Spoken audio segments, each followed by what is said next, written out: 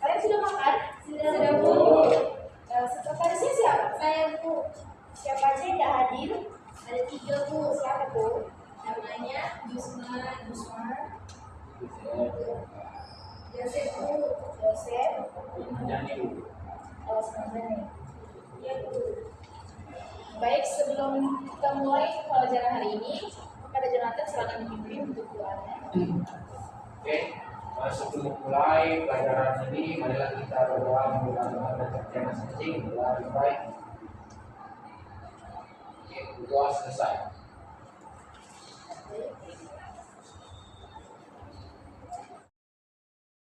Materi hari ini kita adalah permasalahan ekonomi.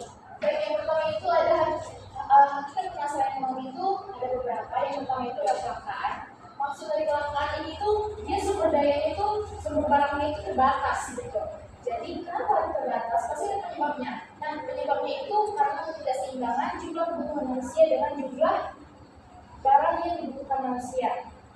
Contohnya ada yang tahu? Hai, Bu. Ya, bisa apa? Topik seksual itu, Bu. Ya, Nanti kelangkaan dan sanitizer, Bu. Ibu, Jonathan. makan minyak dulu, makan. Ya, semua itu termasuk salah satu contoh dari kelangkaan. Selanjutnya itu ada pilihan. Nah, maksud pilihan itu karena kelangkaan tadi tidak terpenuhi, jadi kita harus menentukan, harus bisa menentukan yang mana pilihan yang terbaik. Seperti kayak hand sanitizer tadi kan, pada saat COVID-19, itu kan dia kadang hand sanitizer itu kan terbatas. Jadi kita harus bisa menentukan pilihan yang terbaik. Misalnya kita lebih memilih di sabun, gitu kan. Selanjutnya itu ada biaya peluang. Maksud dari biaya peluang ini tuh biaya yang timbul akibat kita memilih sebuah peluang yang terbaik dari beberapa alternatif pilihan yang tersedia tadi. Ya, juga ada skala prioritas. Maksud dari skala prioritas ini itu misalnya kita punya mau keinginan membeli 3 barang, tas, baju dan sepatu. Tapi uang kita tuh nggak cukup gitu. Uang kita tuh nggak cukup. Jadi kita tuh harus bisa. Kita tuh harus tahu kebutuhan yang paling penting kita itu apa. Kita harus memilih salah satu dari 3 kebutuhan kita tadi. Itu yang maksudnya skala prioritas. Selanjutnya ada pengelola keuangan. Di mana pengelola keuangan ini ada rumusnya. Yang pertama itu rumus 1, 2, 3, 4. Yang dimana rumus angka 1 itu mewakili 10% dari total pendapatan yang harus disisihkan. Yang kedua itu ada rumus angka 2 mewakili 20% dari total pendapatan yang diterima untuk dana pendapatan. Yang selanjutnya itu ada angka 3 mewakili 30% dari total pendapatan yang diterima untuk memenuhi hobi dan kegemaran. Dan angka yang keempat itu mewakili 40% dari total pendapatan yang diterima dalam sebulan untuk memenuhi kebutuhan hidup. Nah, di sini ada masalah ekonomi dalam era klasik. Boleh saya minta kalian analisis apa saja yang ada di dalam masalah era klasik itu seperti produksi, distribusi, dan konsumsi. Boleh ya? Kalau dianalisis, saya beri waktu 15 menit. Baik, masalah ekonomi yang ada di era klasik. Yang dalam produksi ada yang tahu bagaimana? Kenapa ada tadi pagi itu? Ada yang tahu? Boleh turun tangan. Bu, saya mau Ina? jadi kan yang pertama itu ada di produksi ya, Bu. Jadi kan di gambar itu ada kayak seorang petani itu nanam padi. Nah, itu kan contoh dari awal produksi gitu. Awal produksi beras kan dari nanam padi terlebih dahulu seperti itu, Bu. Baru kan itu dipanen sama seorang petani kan. Baru selanjutnya yang distribusi itu contohnya pengantaran padi tadi itu ke tempat kayak apa ya dia toko-toko gitu, toko-toko seperti itu. Bukan padi sih, udah jadi beras mungkin ya. Jadi udah diantar gitu kan dengan alat berat seperti ini gitu. Baru kalau yang dikonsumsi ini bagian seperti kayak konsumen sudah membeli barang yang udah didistribusi tadi gitu Bu. Jadi kita sebagai apa ya, pengguna terakhirnya gitu. Baik, baik, terima kasih Dina sudah menjawab pertanyaan saya tadi. Selanjutnya, nah ini juga ada dalam era modern. Ada yang bisa dan ada yang mungkin yang paham dari gambar ini. Lampu. Iya, baik. Ini mungkin yang gambar pertama tadi itu gambar pertama kan? Paham ya. Mungkin gambar pertama ini kan produksi berasnya itu masih menggunakan manusia, menggunakan teknologi, ya kan? Oke, selanjutnya. Oke, mungkin masalah di modern ini dia lebih tertata dia menggunakan alat, lebih menggunakan mesin lah. Mungkin seperti itu perbedaannya. Yang saya tahu ya. Terima kasih jawabannya sudah menjawab. Ada yang lain? Baik Bu, baik Bu, masalah ekonomi yang modern Bu, kayak buat itu di mana perusahaan ini apa yang akan diproduksinya, seperti apa barang apa yang akan diproduksi oleh perusahaan itu. Nah, kalau itu bagaimana perusahaan itu memproduksi barang yang akan dijual-jualkan.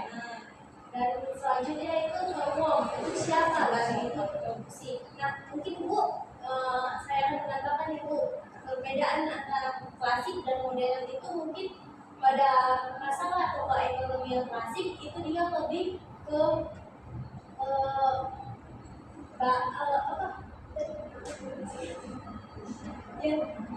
semua orang itu mampu untuk membelinya. Contohnya itu kayak bahan pangan ataupun bahan-bahan yang lainnya. Dan sedangkan yang masalah pokok ekonomi modern ini dia itu lebih ke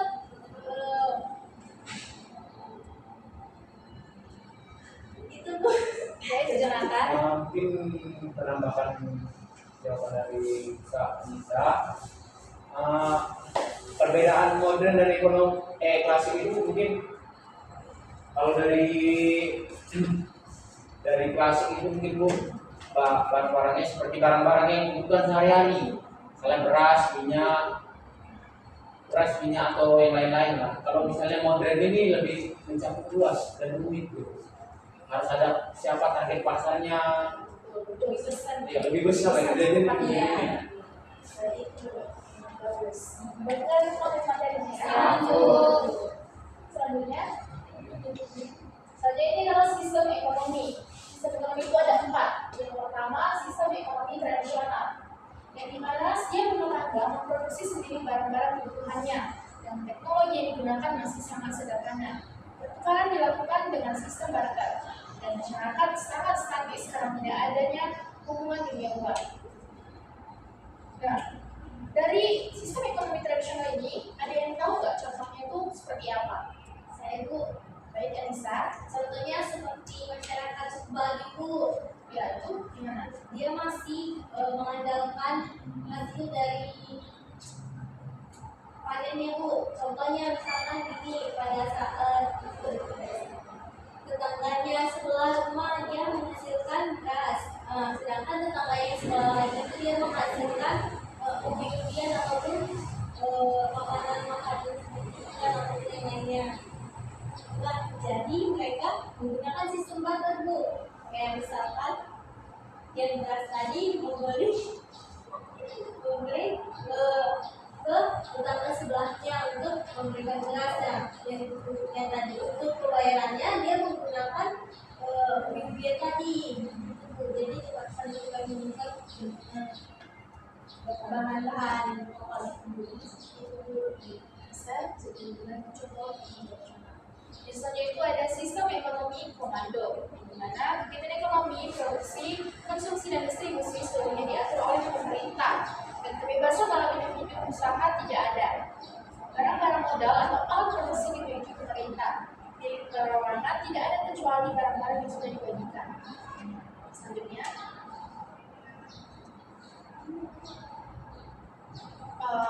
ada yang tahu contoh dari sistem ekonomi komando ini?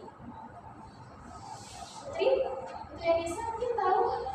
Oh, tidak tahu ya.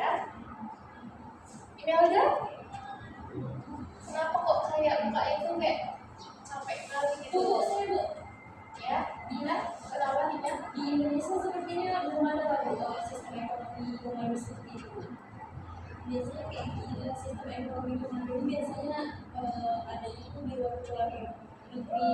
Iya, benar sekali. Di Indonesia itu juga ada.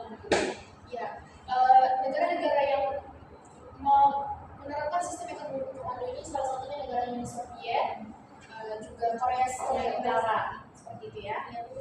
Selanjutnya ada sistem ekonomi pasar, di mana setiap individu bebas memiliki barang dan alat produksi. Pemerintah tidak ikut campur secara langsung dalam kegiatan-kegiatan ekonomi. Modal memegang peran penting dalam kegiatan ekonomi, dan kegiatan produksi dilaksanakan dengan tujuan mencari laba. Dan terdapat juga persaingan bebas antara pengusaha. Nah, ini ada yang mau contohkan dari sistem ekonomi pasar? Siapa?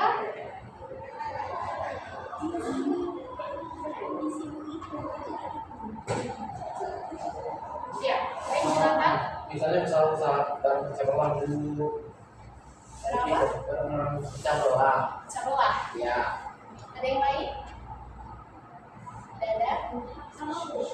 Sebelah itu kan semuanya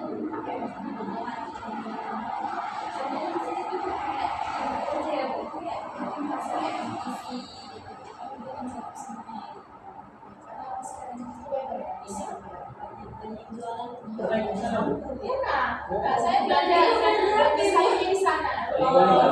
Ya, nanti saya calling ya.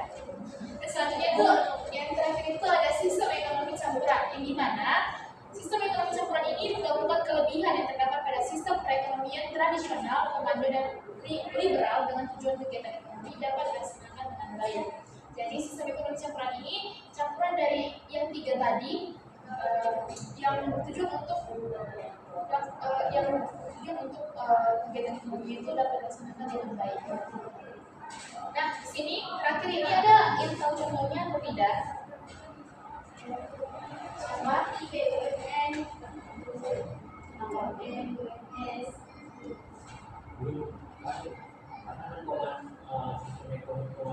Iya. kan campuran itu. Campuran kan seperti BUMN kan masih ada 50% itu milik pemerintahan gitu. Ya, bisa. Karena kan dia ini campuran. Selanjutnya, oke, sekian materi dari hari ini. Nah, saya mau bagi kelompok. Saya mau bagi 3 kelompok, yang dimana boleh dilihat PPT-nya tadi di masalah. Ya, sebentar ya. Di masalah ekonomi ini. Nah, saya mau bagi 3 kelompok. Setiap masing-masing kelompok menganalisis. Saya mau bagi kelompok 3 kelompok. Masing-masing kelompok itu mencari contoh apa saja masalah ekonomi yang ada di produksi. Masalah ekonomi klasik sama masalah ekonomi yang modern gitu. Ya, Yang Indonesia. Contohnya apa? Minggu depan saya minta. Oh, langsung jelasin aja. Dikasih waktu 15 menit aja gitu. Oh. Langsung jelasin gitu ya. Oke. Baik, saya mau bagi kelompok dari 3 kelompok. Kalian harus menganalisis masalah ekonomi yang di era klasik ini dengan era modern tadi. Apa perbedaannya atau apa contohnya dari perbedaan era klasik dan era modern tadi? Saya kasih waktu. Kelompoknya dari bagi. Iya, silakan bagi sendiri saja. Bukan. Baik, Bu. Terima kasih, Bu. Terima kasih. Saya kasih waktu 20 menit. Oke, Bu. Baik, silakan kepada kelompok Anissa. Baik, Bu.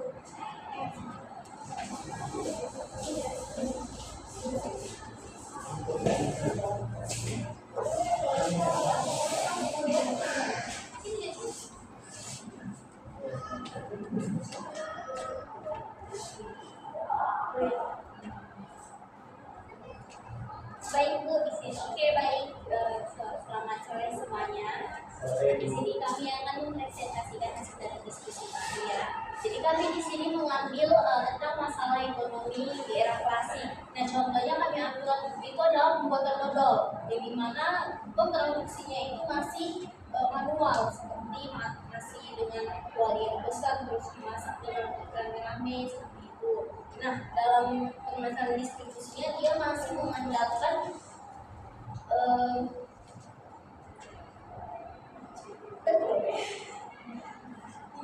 dia masih mengandalkan ke apa, penempatannya masih diletakkan di toko-toko gitu, masih toko-toko kecil yang seperti gede-gede seperti itu. Nah, konsumsinya dalam masalah konsumsi dia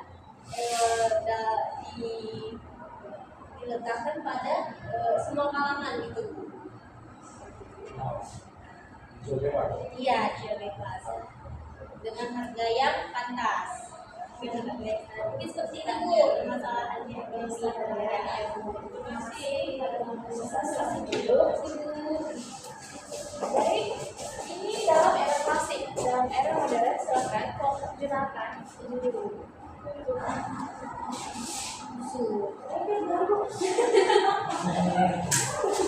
Itu aja. Ini bayar. Gurunya ya. Itu bicara kemana? Oke, mungkin kami dari hasil diskusi kami dari kelompok 4.